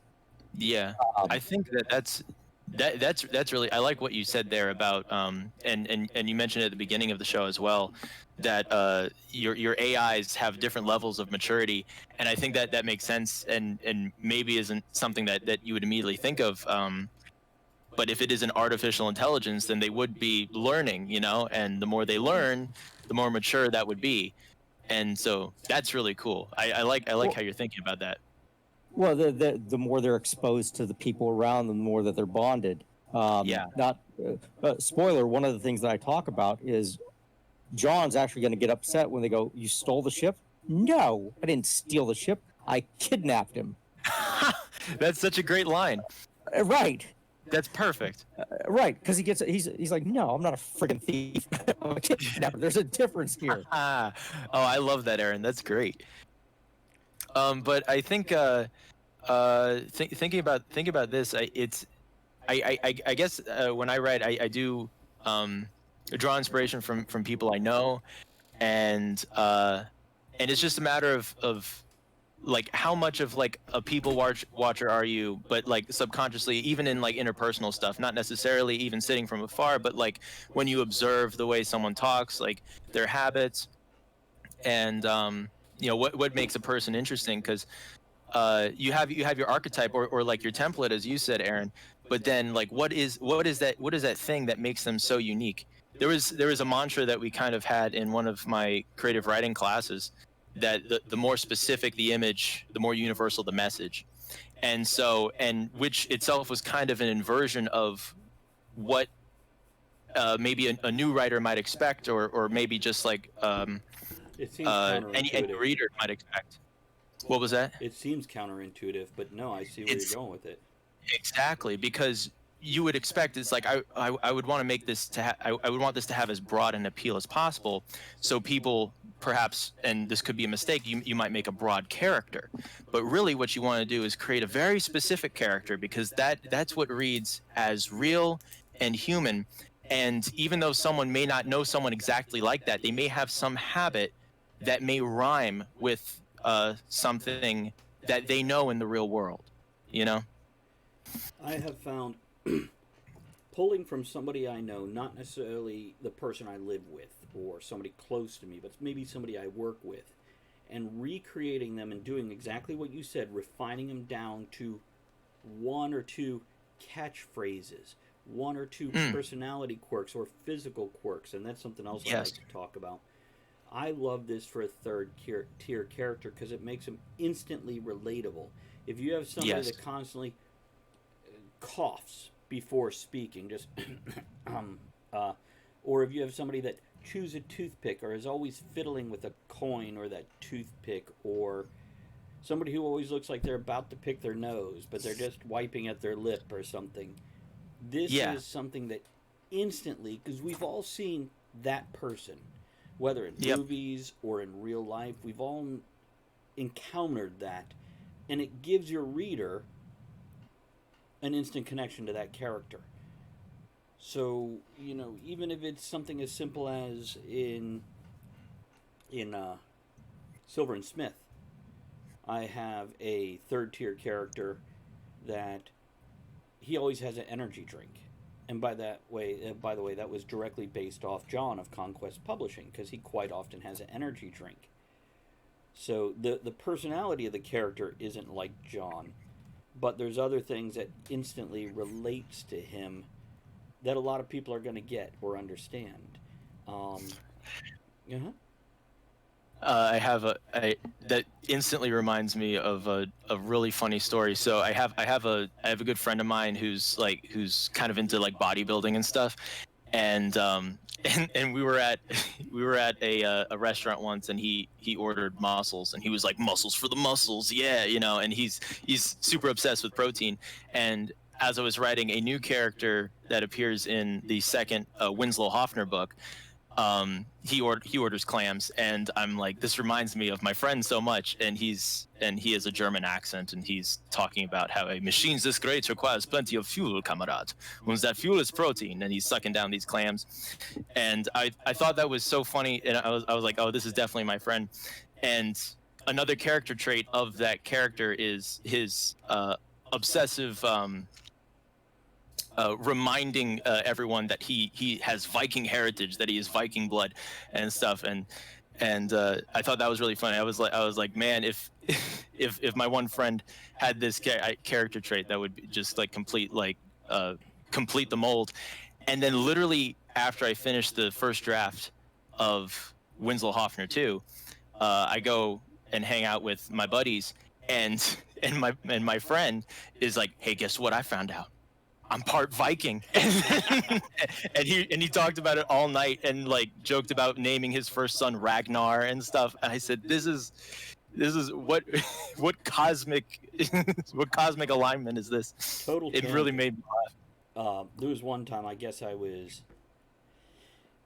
19, and I Hmm. was living in St. Petersburg, Florida. and I worked at John's Pass at a little restaurant. So this is kind of total tourist area, and I worked in this little restaurant run by a couple, and I worked with their 2 kids. And at 4 o'clock, like clockwork, in the autumn, you would get a storm that would roll off the Gulf and across Florida. You could practically set your watch by it during that season. And there's one time that storm comes in, it just started, you see it advancing, you see the rain start to hit, and then the bell of the door rings, and here comes this big guy, and he's in a tank top that's kind of wet, not totally soaked, but huge, muscly guy in his shorts and his tank top, and he looks around and he kind of shakes off a little bit, and he kind of looks at the menu, and he's like, in a British accent and a super high pitched voice, this muscle bound guy says, "Thunder boomies." He just like points at thunder boomies. So you got this big Oh my muscle gosh. guy and then a high pitched British voice. Thunder That's great. boomies. And, That's great. What a great specific character. yeah, You know? yeah, that is a great, almost a fourth tier character. Somebody you see in one scene in one book, but it's such a, because visually we've all seen that guy at some point. But instead of being, "Hey, I'm big and bad," he's just thunder boomies. That's so funny. What a funny thing to say too. I'm Do you sure remember there's the more third words. Pirates of the Caribbean movie? Yeah, there's more words on either side of that, but I can't remember any of them. I just remember thunder boomies. That's quotable for sure. That needs to go on a T-shirt or something. It reminds me of in the third Pirates of the Caribbean book. There is that one stoic sort of like barrel-chested character with the huge beard who was sitting there quietly like during the whole like round table meeting of all the pirates, and then at the end he stands up, he says, "So we will go to war." Yeah, he's like the Indian fellow with the big beard and the big mustache and the turban. It And was something like that. Yeah, and then there, I think I seem to remember there was just one pause where one of the main characters just stared for a second, like, and sometimes the pause after is funnier than even the line. right, well, it gives you a moment to realize how funny the line was. It's like, hold on, Yeah. and take a second to appreciate what just happened. Oh yeah. Oh yeah. Because yeah, What do he you had think, his Aaron? assistant talking the whole time, and his assistant had this authoritative, Oh yeah. I'm angry" voice, and then he's, "So we will go to war." I love that line, man. It's, What? go ahead. So freaking, this was probably 5-6 years ago. I was down Yeah. in Disney. Freaking, we're on one of the water raft rides going down. Yeah. It's me, the wife, Drake, and another couple, and one guy who looks like the epitome of, oh wow, this is a gym rat of some type. But we hit this one spot, and that ice cold water hit his back, and a shrill girl scream Eh, comes out. Right, and it's like, oh, okay, we can do that. And it's just one of those. It's because people aren't just one thing. We're 9,000 different things, and one thing pops out. Right. It just happens to be what we're seeing at that moment. That That's the reminds me, contrast. the character of Gus in the television show Psych. Yes. He's a very yeah. well-dressed, well-presented young black man, young being, late 20s, early 30s. And anytime he sees something that scares him, he has that shrill little girl scream. And it's, and of course, once he's done running away, he's got that back like, yeah, yeah, wasn't no, it wasn't. Fronting a little bit. I appreciate any show or book where that something like that is introduced, and then many seasons down the line, it shows up again either as in the background or just the fact that it's kept and remembered and utilized as a recurring character trait is so important in whatever you're writing. That is something I really enjoyed about Aaron. Help me out. The Seth MacFarlane Orville. Yes. Now it's only 2 seasons at this point, but I very much appreciated when they would give you a callback to a previous episode, like a good comedian does. Remember that time that what's his name cut off your arm? Which Yeah. Isaac actually, as a practical joke, surgically removed somebody's arm while they were sleeping. Oh my Like, goodness. Yeah. Oh my goodness. no, freaking, what was it? Modern Family does a great bit with this with Ty Burrell. His character is infatuated with strong black women. Michelle Obama, Venus, um, And Serena. Venus, Serena. But you'll see it happen about once a season or so, and he just gets giddy and excited, and he's like, yeah. But it's a callback to previous things, and it's one trait that he just happens to have. Hmm. I think Um, that's great to work into any character. You know, even one of your primary characters to have the, you know, whether it's a I'm afraid of spiders, or whether Hmm. it's a I scream like a little girl when surprised or soaked with cold water or whatever, to bring that back on occasion. It's such a pulls you out of the story without breaking the story, and I think that's a great thing. So what Yeah. else do well, we have I about? do that. Go ahead. I do that with Airy. Airy is scared to death of water. Mm-hmm. Hmm. Um, he spent all his time in space. There's no big bodies of water in space. Yeah. But he's scared of water. He's scared of being submerged, and it happens during Persona Grata. And They do um, something similar with Afraid of Open Skies in The Expanse, in the books oh, and in the series, but it's done better in the books. And that is the Hmm. people born and raised on Mars in these domes, in these half globes, when they go to Earth, there's such a sense of agoraphobia and damn it, vertigo when they step out Oh. under this endless open sky. Because we've all sat there and looked up and felt like you're suddenly falling up. You Hmm. know, like you might suddenly fall off the ground and fly into the sky. Aaron, have you never had this? no, no, and you should go. You should see a psychiatrist about this, No, sir. no, it's I have to trigger. I have to specifically make myself do it. But you get this. It's almost like going down that dip in a roller coaster if you're looking up. But I can trigger it in myself, and it always makes me giggle because I know it's strictly psychological. Um, Wow. but That's cool. I've never heard of that before. it's one of my things as a writer. I pride myself on my empathy and being able to see things from other people's points of view. If I dig deep enough without losing myself at the same time, how to suddenly flip into a rage from like 0 to 60 in 3 seconds. I've had friends who do this, like seriously, go from laughing and smiling, and moments later, they are throwing things across the room and breaking things. And I'm like, how do Mm. you do that? What is the psychology behind that? The same Yeah. thing with a freak out panic. There is a path your mind goes down, but the more you let your mind hit that path and the more experience you have on it, the quicker you can get through it. Where now you're only seeing the cliff notes, and then you're only seeing the highlights, and then you're only seeing the bullet points. So now it's 3 seconds instead of 3 minutes or 30 minutes to work to that point. Mm. Hmm. So, any other thoughts as we hit our last few minutes here and before we go into our closing song and dance about contrasting Um, environments? uh, one of the things that popped up as we were kind of introducing the characters Start that was again. One in of the things, what? oh, sorry.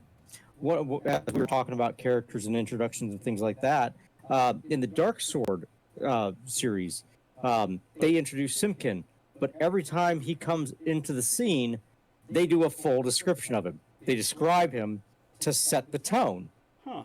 and it's a technical piece. But this character has walked in, and then they describe him again. But it's very intentional, very silly, but for that novel series, and it's very much 70s, 80s That's Weiss and fantasy Hickman, right? novels. I believe so. The ones who wrote Dragonlance, for anybody who wants the bigger title. And Michael, well worth a read, the Dragonlance novels. Just the first Okay. trilogy, and then the trilogy of the twins. Everything else, All right. Dragonlance, is very, very optional. Gotcha. Yeah, but it's a great little artistic point From a technical standpoint, like we talk about when the guy coughs before he speaks, the ahem, ahem. Stephen King does that when in one of the Dark Tower novels, I think Wizard and Glass, where a background character kind of wipes away at his eyes in wasteland. But the guy is basically described Basically described.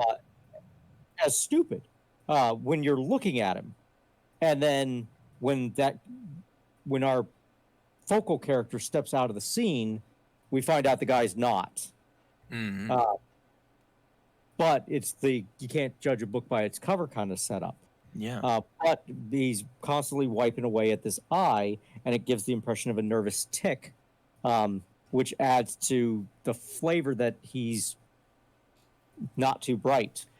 King is the master of giving you a 3-page character, creating a bond between you and that character, and then removing that character, usually via death.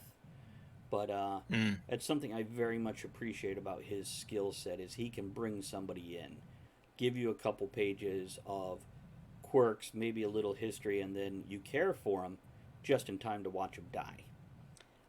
Right. Which, by the way, I want to jump to another tangent real quick. I have recently... One of the forefathers, possibly the father, of Swords and Sorcery is Fritz Lieber. He wrote the Fafhrd and Grey Mouser books, Lankamar. And I have one paperback. It's only this thick. Enjoyed the hell out of it years ago. Still own it. It's like a broken down, shredded copy that I have. I picked up the audiobook and listened to that recently because when I was younger, these books always made me want to play Dungeons and Dragons. They just had that feel of an adventure in a city and the trouble you can get into with one simple thing. And by the way, Michael Sullivan is another writer with the Rhaenyra Chronicles and other books. He has 2 characters, Royce and Hadrian, that got their own series as an afterthought. And it's that great Holmes and Watson, Han Solo and Chewbacca. It's that relationship, Silver and Smith, I would hope, of your duo who has these contrasts. But in this case, the classic trope, the stereotype is probably a better word, of your little sneaky Weasley thief and your big buff barbarian. But in this case, his barbarian is in his snow tribe in the far north, classically trained to sing high tenor. So he's got this high-pitched voice. Real quick, I want to throw a quick shout-out to Ebb and Blade of Revan. Thank you for that host. I appreciate that. Good to see you, man. It's, yeah, just a little bit of love going out to Michael J. Sullivan and Fritz Lieber, 2 of the writers. One who is, well, dead. The other one who is still producing, and actually just responded to an email from me that I sent to him. And it was the living one that did that, just to be clear. So, any closing thoughts before I get into our wrap-up, gentlemen? Yeah, I think what was really cool talking about, changing the environment up as you're writing and bringing the creative process with you as you go out and encounter people, or just take a stroll through your memories and remember what makes people pop out and those specific habits. And that's sort of the creative fuel to the fire, where when you get into the creative side of things and you start getting to know your characters as real people and your environments as real places, and what makes them so specific is a really interesting thing. So in the creative part, you're kind of exploring through it, and it's like, yeah, this feels right, or no, this doesn't feel right. But then in the technical, to raise a glass. Evan, thank you so much for that. And then as that flows into the technical, what you go from you go from feeling it out to what you may end up creating is kind of a style guide, whether that be for the dialogue of a character, or like the types of words that you will use to create that feeling. that you want for that place. And that's kind of a journalistic term, but it works in the in novel writing as well, is those style guides. So like for my character Winslow Hoffner, I know he doesn't curse, so I know his go-to like curse replacements, like flippin' or dagnab or consarn and stuff like that. And so I'll have those, if not, in a mental guide. um it may help if you're a writer listening to this, and to write it down as you get to know. But you'll start with the creative side first, and get to know those characters, and then find out what are their habits, and that's when things become real to you. Aaron, any closing thoughts for you? Like to friggin' dovetail into that friggin' style guide. Airy, when he swears, he says Einstein's ghost. Yeah. Just get. Cool. He does that.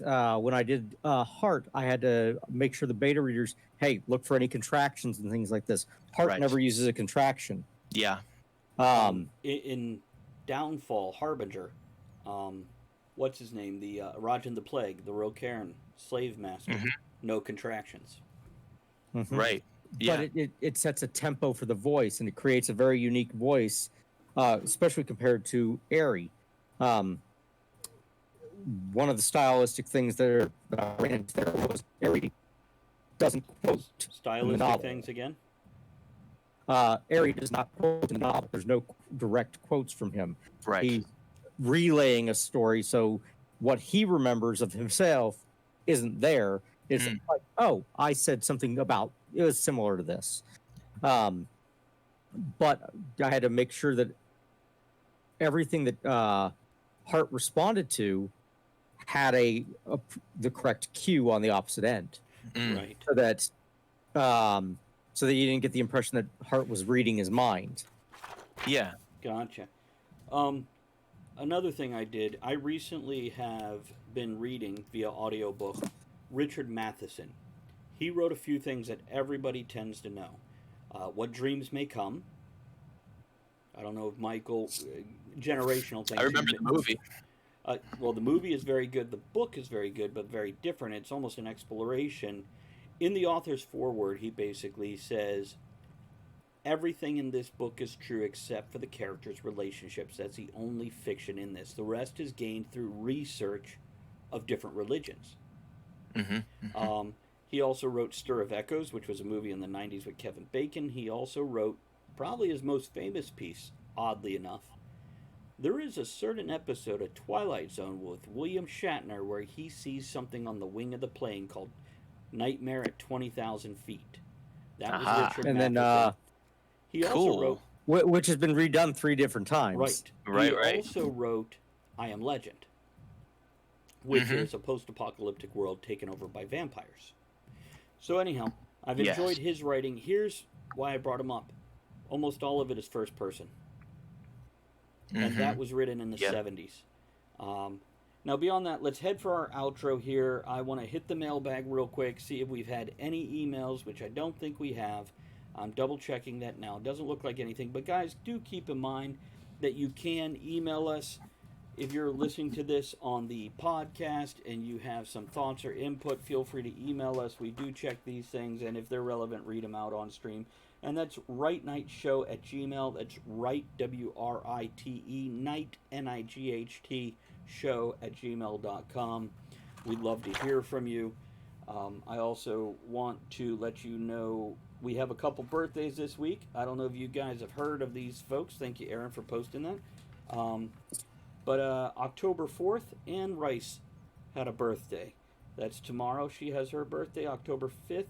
Author and scientist and personality, Neil deGrasse Tyson, who I really like the guy. Eben, I'm not sure, but I know a lot of his characters. By the way, Eben Blade of Revan asked, didn't What Dreams May Come about because Matheson had a near-death experience? He does not mention that in the author's foreword, but I do know he has named multiple characters in different books after his wife and children. I researched that when I saw the same name appear across multiple books. And October 8th, one of Michael's favorites, R.L. Stein. For Yeah. Richard Lawrence, I believe it was. There he is back there. You can't see it. There's a glare on him. He has a birthday. And Frank Herbert of Dune fame, one of Aaron's callbacks there, has a birthday on October 8th also. So happy birthday to everybody this week. Happy birthday. I also want to remind you guys, tomorrow night we have Stealing for Survival, which is normally Dungeons & Dragons, played in the world that I've created and that I write in. But tomorrow will be an interlude done on Star Wars, run by Aaron. It's very fun, very comedic, very light. Oh, God, what did the cat lean on? Everything. Something. They're leaning on the keyboard, terrifying me. Okay. Uh-oh. But purring while they do it. So we have Stealing for Survival on Sunday, which is a podcast of its own that can be found on all the same places of iHeartRadio, Spreaker, Apple, Spotify, Google, Amazon, Stitcher, Podchaser, and more, as well as Monday Night Talk of the Tavern, where we're going to have Ed, Aaron, and myself talking about different topics. I want to give a quick thank you to everybody who helped support this stream today. The bits from Spacey Tracy, appreciate that. The subs from Trin, Music Lover, The Witch's Door, Podemos, and Evan Blade of Revan. Thank you guys for supporting the stream in these ways. To our moderators that wrangled chat while we're doing this, as well as to my Patreon supporters, Triple U and Ethan Strauss. Do appreciate that. Next week's topic, the three of us are going to come together and talk about Hero Complex. That is somewhere between your protagonist's drive as well as just creating a layered and good protagonist. And for the technical hour, social media scales. That would be singing to the tune of social media as well as balancing real life and your work life of creating with doing that social media thing that's so necessary if you don't have a billion-dollar company doing all your publicity. Right. So you guys have a great week. We're going to do some outro music. Everybody say goodnight. Wave at the camera. Here we go. Good night, everyone. Thanks for coming.